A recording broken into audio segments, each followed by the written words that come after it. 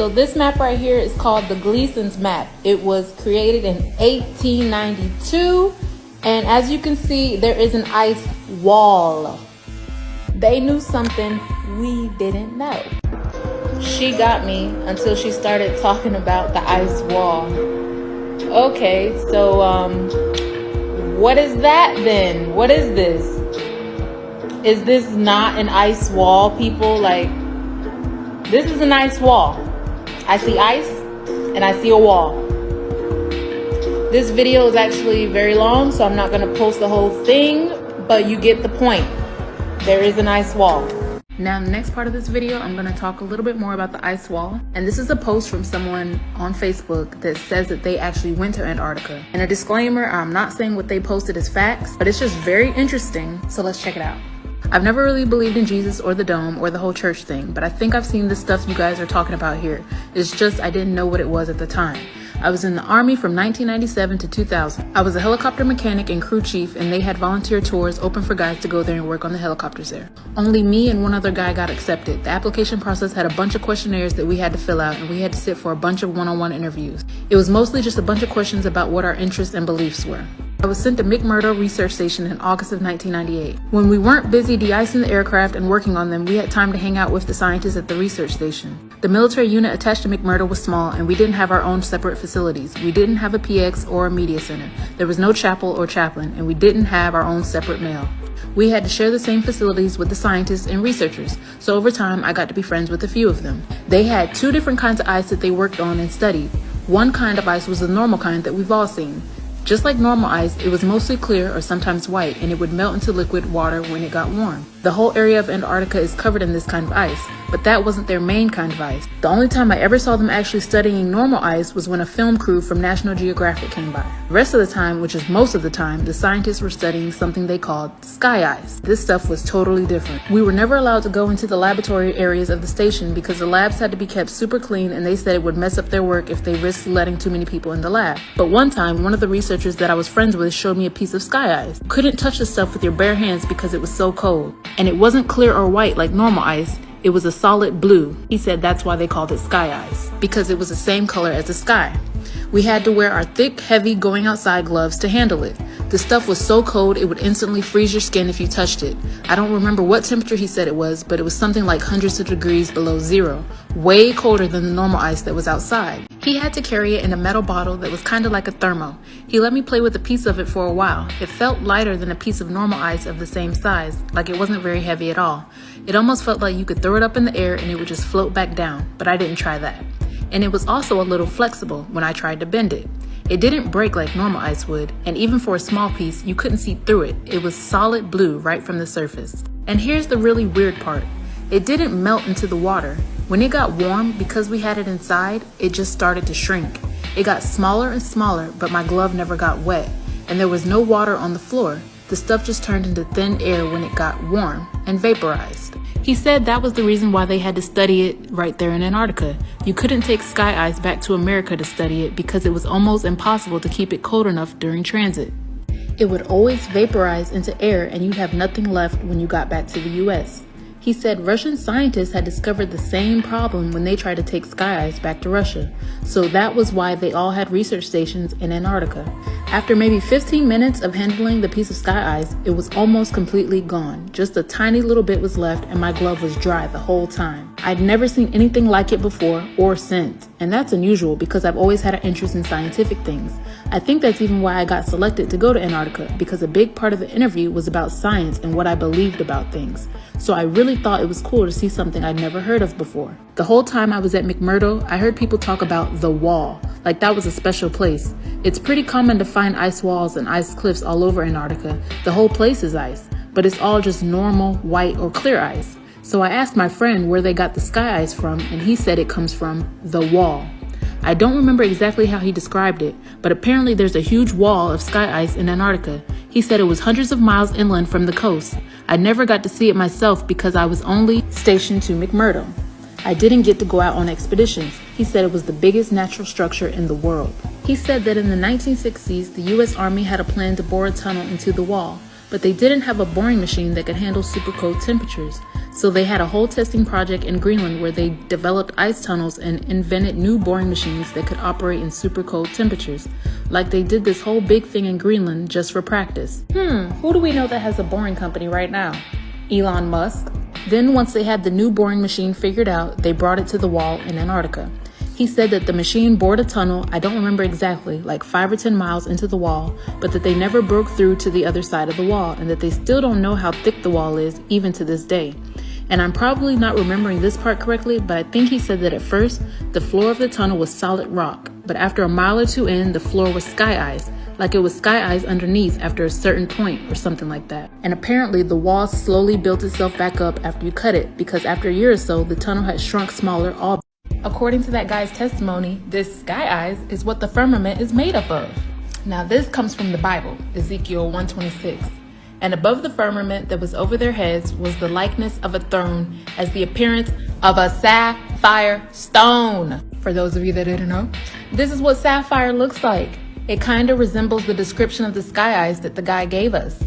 And this sky ice cannot be melted. They tried to drill a hole through the sky ice wall. The hole just closed back up, meaning it was put there for a reason and we ain't a-leaving. And that rhymed. Now, I've been getting a lot of comments from people asking why would the government or why would anyone lie to us about the shape of the earth? So you mean to tell me that you don't feel insignificant at all by the theory that we are on a floating rock just cruising through space? It's just stupid. The globe earth theory to me is just a way of trying to disprove God. The Bible clearly states there was a firmament. And I'm pretty sure if the world accepted the fact that we live in a dome, we wouldn't be doing any of the bullshit that we're doing today. We would be more focused on spiritual growth and trying to get closer to source, closer to our creator. But no, they can't have that. I want you to think this bullshit, that you can continue to work for them, be a slave for them, not question anything. Okay, you guys, so a few hours ago, I posted a video called The Ice Wall. Oh, don't look at my giraffes. A few hours ago, I posted a video called The Ice Wall, exposing the ice wall that surrounds Earth, and showed an ancient map that depicted Antarctica before all the ice was there. And guess what? As you can see, it says it was removed for community guideline violations. They literally removed my video, guys, like for hateful behavior. Do you see that? It says it was removed for hateful behavior. What is hateful about trying to let the world know what's really going on? I said nothing hateful whatsoever. Look at this. So now I'm just gonna repost that video on my Instagram, which is in my TikTok bio, and you guys can watch it there so you can find out the truth for yourselves, because TikTok does not want you to see this for whatever reason, but I'm gonna let you see it. And they muted my story. People in the comments, why do you think a map from 1892 is accurate? Why do I think that the Gleason's map that shows an ice wall is accurate? Because the United Nations thinks it's accurate. They use it as their logo. The World Health Organization thinks it's accurate. They use it in their logo.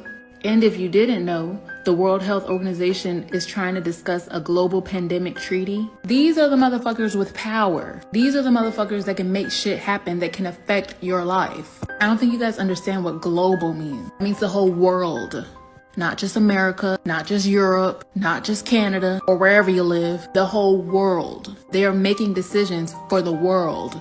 And the people that are making these decisions have the Gleason's map in their logo. What does that tell you? I understand it's hard to be open-minded to all of this, because we've all been taught that the world is a certain way, that we live on a globe. But you have to ask questions.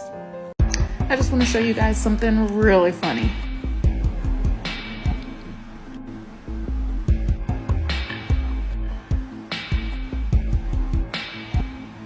And to top it all off, why not just add a little bit of Masonic symbolism into the picture? You know, we got the sun, the moon, underneath the dome. But no, all those cultures were wrong, even though they had technology back then that was way more advanced than us, that they could do things we can't do to this day, but yet they were still dumb enough not to know what the earth was really looking like. So this is what the earth really looks like. But wait, there's more. That isn't actually a photograph of Earth, but it's a sophisticated visualization. None of the satellites are far away enough to see a full hemisphere, and the data was stitched together and then modified in Photoshop.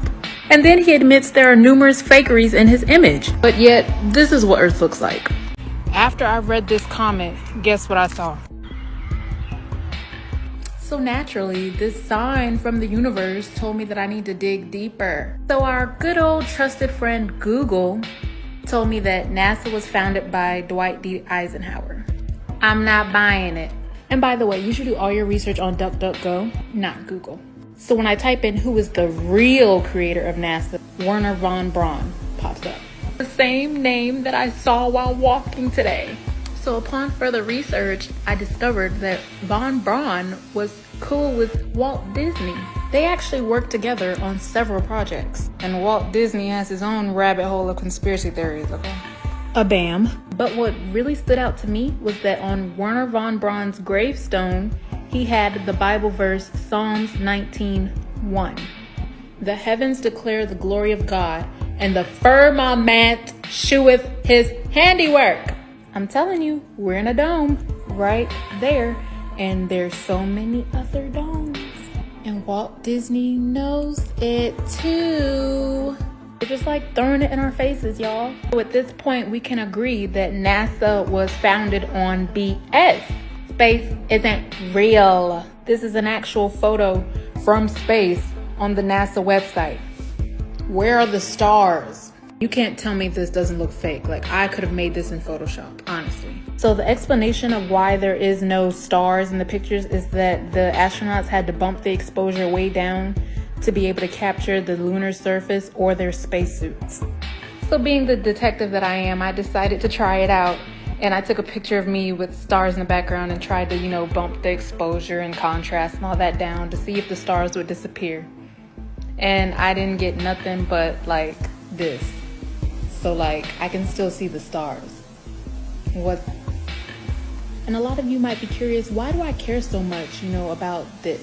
Why do I want to expose NASA so much and expose that space isn't real? I'll tell you why.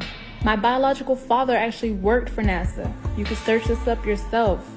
I'm like really intrigued and inclined to learn more about what my dad really was helping before he died.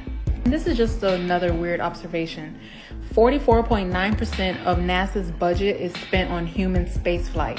Who the fuck are they sending up to space? I haven't seen anyone sent to space in years. It says NASA spends its money on Earth, not in space. What? It's fake. Wake up, people, and stay safe. Oh, I love this question. What do I think about the new photos released by NASA? So you guys were clowning me in my other video because of the stars that I chose to use. But tell me this. This is released photo from NASA. Do the stars not look similar? These look fake as fuck. And you mean to tell me this is what space looks like? Look at the stars. It's the same shit. They want us to think this is real. This is really up there. That's the same shit I posted. These stars look fake as fuck. This is fake. They just released these photos, you guys. Like, seriously, this is supposed to be a zoom in on the stars. It looks like water ripples. This just looks like water above the firmament. We're in a dome. Space isn't real. NASA is bullshit. And if they could take pictures of like space mountains or whatever the fuck this is, why can't they show us a real picture of Earth? Just turn the camera around and show us Earth.